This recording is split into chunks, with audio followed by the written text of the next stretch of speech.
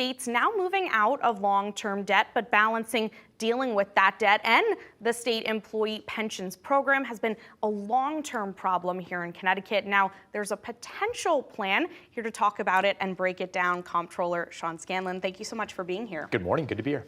Good morning. So this is a state-run pension system, Connecticut's Municipal Employees Retirement System, CEMRS, CEMRS. Yeah. And you've been working on some major reforms to that formula. So how did this process all start and what exactly is changing here? So CEMRS is a pension plan for 107 of Connecticut's 169 towns. So most are in that plan.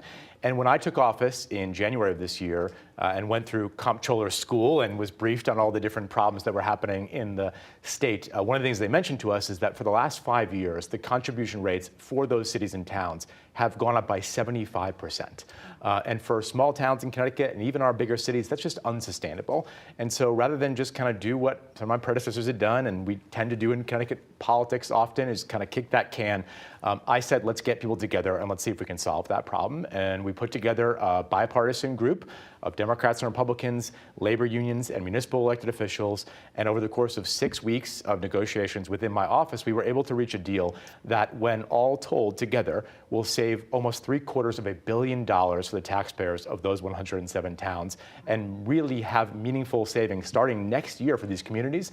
And that couldn't come at a better time for these cash-strapped towns. Sure. So even though this is a state-run system, you and other leaders are saying that the impact of this reform is going to be felt mostly by municipalities. So is that true? Yeah, so every year the cities and towns, again, 107 of them, right, are making contributions to my office to pay for the pensions of their police officers, their firefighters, the librarian, the public works people.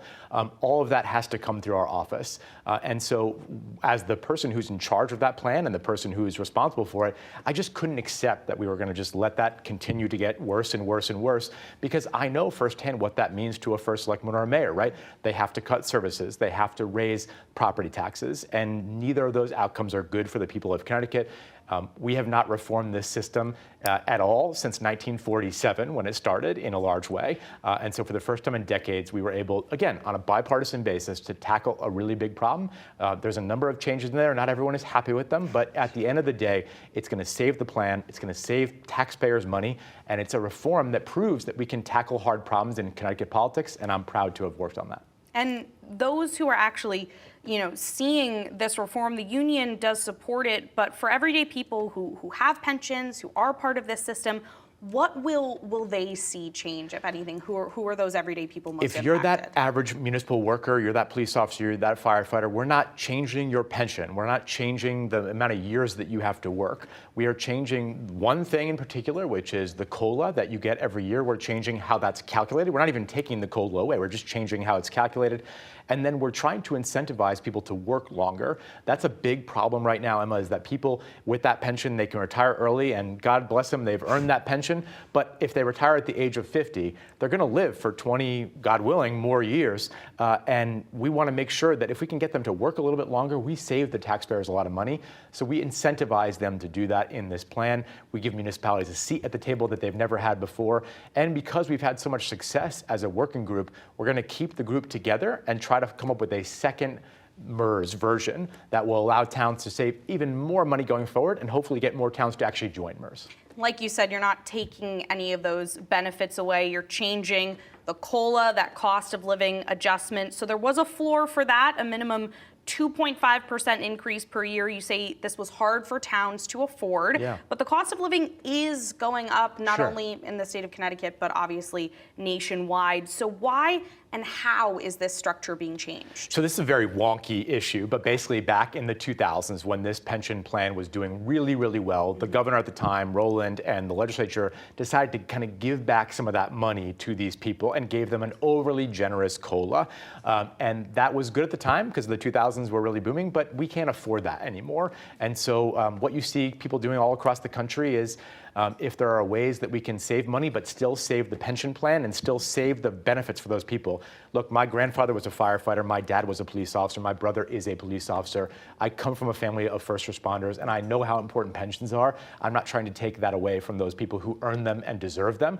I just think we have to make sure that we're making decisions from a global perspective here in Connecticut. As the fiduciary of this pension fund, as the fiscal watchdog of Connecticut, I wanted to find a way to bring about big savings, save this plan, and not do that on the backs of these workers. And I think the reason why there's so much support for this is because we found out the way to do that. And you said yourself, you come from a family of people who, first responders and workers who are receiving these pensions, so you know firsthand what it's like, and you've seen that.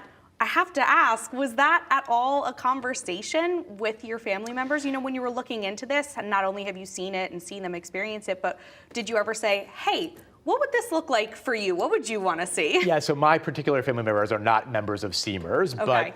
but I do talk to them a lot about this. And I think a lot of times right now, especially police officers, they feel like people in Hartford don't understand them. They feel like their concerns are not being heard. It's a tough time to be a police officer in Connecticut.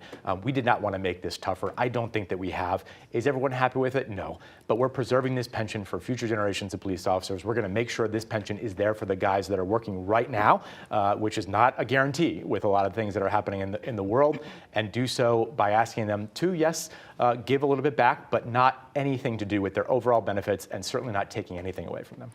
So to be clear, then, the biggest change people will see in their pension is waiting a year to get that COLA, that cost of living adjustment, correct? Yeah, waiting a year, and then the way we calculate that COLA, there will no longer be that minimum guarantee of the two. We're going to phase that in over 5 years, which is a change from when we first announced this, as a way to make sure that we're not going to be overly burdensome on people. And again, I've been talking to police officers and firefighters and police chiefs and fire chiefs, and willing to make some changes, and we have made them. And I think that if you ask them, they think this bill has gotten a lot better while still getting the savings that we desperately need for these towns to get. And what we're even hearing, I was in New London the other day, the mayor of New London and the police chief told me that with the $950,000 that they're going to save starting next year on this, they're going to go hire more police officers to police the streets of New London, and for the first time in a long time, bring a full complement of police officers to their town. That's something people want to see. And so it's important for people to look at the savings of this, not just the changes. Yeah, and you said some communities believe, as you just mentioned, they're going to, fire employees and police officers and firefighters and teachers if this plan wasn't reformed. And now you're hearing they're going to be able to hire more people. So, towns have felt they can't raise taxes anymore for their residences, felt like they didn't really have much of a choice. But with shortages, obviously a lot of these career fields are ones impacted by labor shortages and retention problems in most of these industries. So how dire do you think this is or was, and what needs to be done now? Well, certainly being a police officer or a firefighter is a really tough job. And I think recruitment and retention in both those fields is a legitimate issue. I actually don't think this makes it worse. I think in some ways it helps it. It incentivizes people to stay longer. There's a big financial incentive for them to do that. And then I think it makes a pension a viable option for a police officer or a firefighter going forward, because we've saved the plan. One thing that people often think about when they think about becoming a police officer or firefighter is it's a tough job, but sometimes the benefits are worthwhile for them. In recent years, a lot of towns have actually scaled back some of those benefits. I think this will give them the confidence to maybe think about offering the CEMRS pension for the first time in a long time. That's number one. Then number two, with that savings, I've also heard of some communities saying they're going to maybe give a raise to the police officers there, right? So I think at the end of the day, it's a really tough time to be trying to figure this all out. I don't think this is going to make it worse, and I think in some cases it might make it better. Right. So you mentioned at the start, not kicking the can down the road with this issue. And one of the biggest things in this plan here is the suggestion to refinance the long-term debt from 17 to 25 years. Sure. Now, is that part of it, kicking the can down the road at all? Is that temporary relief? If we had only done the reamortization, basically refinancing, or think about it like when you're doing your mortgage, you can refinance your mortgage and you sort of spread it out. If we had only done that, yeah, that's kicking the can. When you pair that reamortization with the changes to the COLA, with the drop plan that's going to incentivize them to work longer, with introducing hopefully a new plan next year, it does not actually kick the can, because it doesn't add more cost onto it when you package this all together. I think it's an important thing to think about is that this is not just one change. There are 6 changes that we're talking about here, and I think those 6 changes collectively are going to save a lot of money for these communities and starting next year. Well, as the state's accountant, we thank you so much for breaking this down here with us. But real quick, last thing,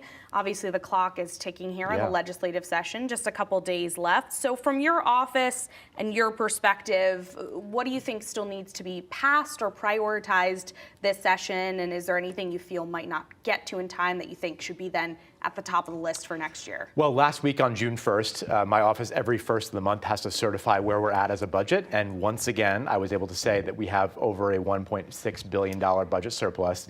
It's the 5th consecutive year that we've had a budget surplus, which is a big deal and very different from what we've seen in the years past here in Connecticut. So as the fiscal watchdog, I'm very optimistic that we will continue that progress. Earlier this year, I worked with the governor to extend our fiscal guardrails to ensure that we're going to continue paying down that pension debt on the statewide level. We're going to continue to save money. Right now, we have the historic rainy day fund of $3.3 billion. It's never been that high in the history of our state. And so we're doing good. And I think the governor and the legislature are going to end up passing a budget that has a big tax cut in it for the people of Connecticut, while also saving. And if we can find a way to do both those things, I think it's a good thing for the people of Connecticut. And how confident are you feeling that this pension plan reform will pass? I'm confident. I think it's got bipartisan support. I think it's going to save towns a lot of money. And I think it's rare when you can get people together to do a big thing like this and have it be bipartisan. And when you do, I think it goes forward. But I think this is a model going forward for how to operate government. For generations, people have sort of kicked the can. They've been afraid to tackle these tough issues because they think it's too hard. I think what this bipartisan group proved is that if you roll up your sleeves, you put politics at the door, you can actually still get big things done in government. And I think the more we do that, the better our state will be. Well, Comptroller Scanlon, thank you as always for being here with us. Good to be here. Thanks. We really appreciate it. Well,